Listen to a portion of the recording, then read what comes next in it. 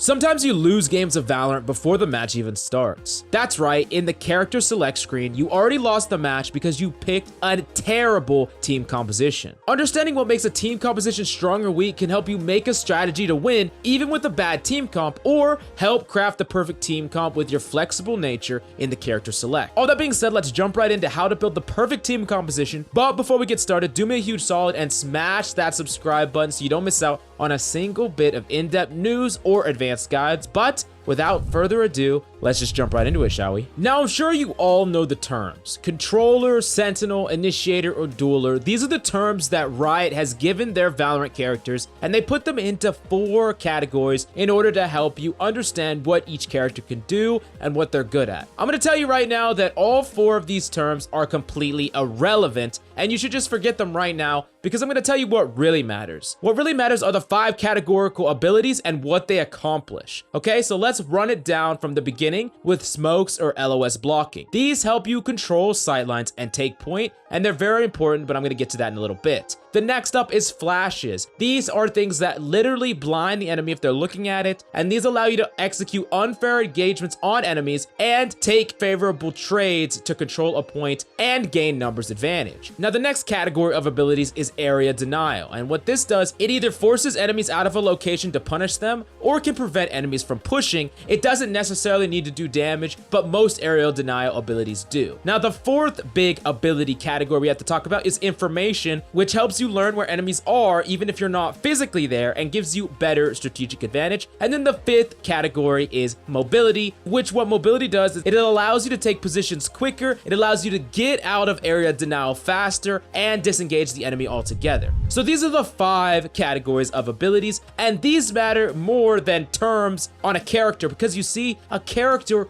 will have abilities over multiple categories. It's not like a character will only have area denial, or only have information, or only have mobility. They will have abilities all over the place. So realistically, when you're building a team composition, you need to look at the overall abilities, not just the characters. On top of that, before we break down some big takeaways and break down good team compositions versus bad team compositions, realize that some abilities can overlap on multiple categories and be used for different things. For example, an ability like Blast Pack on Raze can be both used as area denial to force someone out of a corner, and mobility to get you out of a corner to dodge area denial. So that's something that's really important to understand. Now, why does putting all these abilities in these categories matter? Well, when you're trying to craft the perfect team composition, or simply try to fill with the best character in a ranked game, knowing how to craft a team composition and what your team composition needs and what it doesn't need, and its strengths and its weaknesses, is an extremely important aspect of game sense. Because if you're lacking one thing, you can literally alter your play to make it work anyways. I'm going to get to that later, but let's jump right into the big takeaways that you need in every single team comp. The first big takeaway is that in every single team composition, you should be playing at least 1 dedicated smoke ability. Now, unfortunately, there are only 3 dedicated smoke abilities in the entire game, and it's Dark Cover, Sky Smoke, and Viper's Toxic Screen. If you do not have these abilities, and realistically, either Dark Cover or Cloud Smoke are the most powerful, if you don't have these, it is insanely difficult contesting at high ground position. This greatly diminishes the amount of points that you can push. Because imagine you're trying to push, for example, A on split, but you don't have any smokes to block stairs and heaven. These are 2 angles that are very important angles to control, and that is why you almost always need at least 1 dedicated smoke ability. If you do not have one, your chances of winning are very, very low. Not to mention, specifically on maps like Ascent and Haven, having smokes to shut down an operator on both attack and defense is one of the few ways to counter a good opper. The meta is changing to the point where even 2 dedicated smoke abilities is extremely powerful, so having the extra smokes to firstly flush out operators or have a second wave of smokes for site retakes is a very powerful thing. Other minor LOS blocking abilities like Phoenix Wall, Jet Smoke, Cypher Cage, things like that are great to have alongside the main 3 dedicated smokes, but not instead of. You can't just have those as a replacement to the main hard smokes. Now, the next big takeaway when trying to craft the perfect team comp or fill is 1 information gatherer is highly encouraged. Pro teams all over the place will almost always be playing at least one information gatherer, and a lot of the times they'll actually be playing two. You see, information dictates entire games of Valorant. Specifically, Cypher is a force all of his own because having that ability to get constant information on a site you're not even on is insane and greatly increases your chance of winning, specifically on defense. Now, while information scales with team synergy, at a primary level, it can definitely be used to gather information for aggressive plays or quick rotation. Another important thing to note is while a lot of abilities overlap all over the place with characters, there are only two characters in the game that have information gathering, and it's Sova and Cypher. So playing one of these is greatly encouraged in every team composition, but lacking one is not as bad as not having primary smokes. Now, the next big takeaway when building a team composition is several forms of area denial are needed per team. Now, unlike smokes and info, area denial abilities are tacked all over the case to many different characters. Molly, Hot Hand, Shock Arrow, Paint Shells, the list goes on and on how many area denial abilities there are. Not all of these are created equal, however, and some of them accomplish completely different things. You see, Slow Orb is an area denial ability,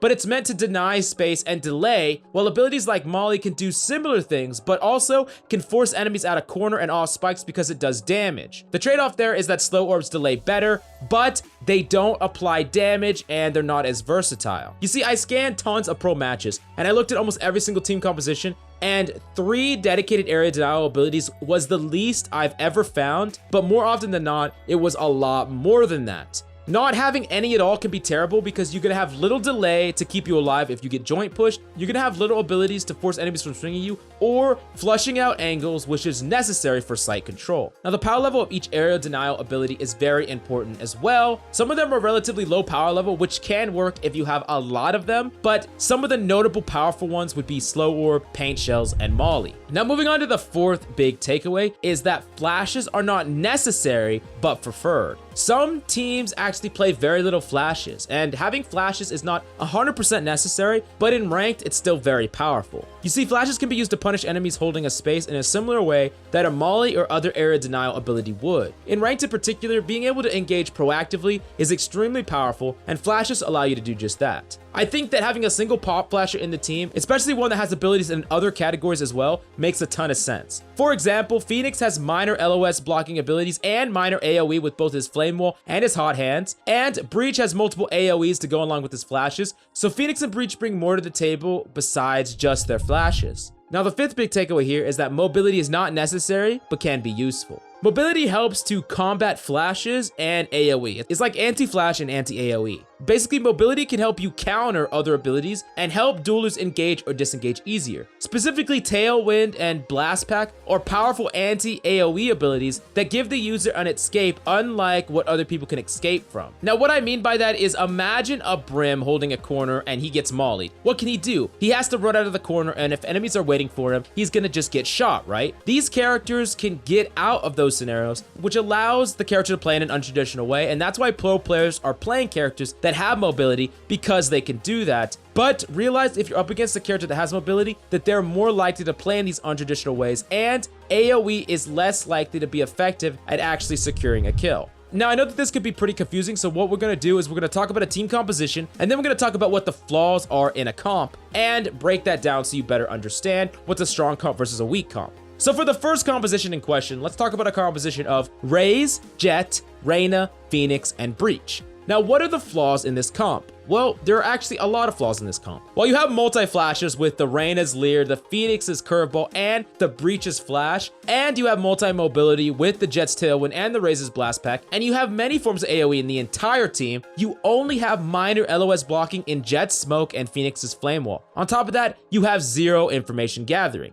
That means you have no way to enter a site, and you have little way to make strategic plans or gather info on your enemies. You would sell in duels, sure, but you have little ways to set up smart engagements, which means you'll never get into good positions in order to use those abilities, and you're extremely weak to ops. Now, let's make a semi-decent composition, but let's talk about ways that we can make it better. So the composition in question would be Sage, Cypher, Sova, Brimstone, Omen. Now, you do have double smokes and double info, and you have one engage with the Omen. This is a pretty balanced team composition. The biggest weakness that you have in this team composition, though, is that you have only one form of AoE that can force a swing. While Sage's slow can stop enemies, it can't force a swing in the same way that a Molly can, and Brimstone only has one. Perhaps we could tune up this comp a little bit by dropping an Omen with the Viper, who has comparable smoke ability, but also 2 times AoE that can force a swing. Then, now that we have no engagement, we can sub the second information for a Phoenix. Now the new team composition would be a Sage, Cypher, Brim, Viper, Phoenix. Now you have multi-stall and swing AoE with the Hot Hands, the Molly, the Snow Orb, and the Snake Bite. Now you have multi-smoke to secure sites with Toxic Orb, Toxic Screen, Sky Smoke, and Flame Wall. You have info with Spy Cam that helps push off a site and gather info, which works well because your team plays well together, and also you can retake a lost site with info if your information push onto the Spy Cam site, and you have an engagement with Curveball.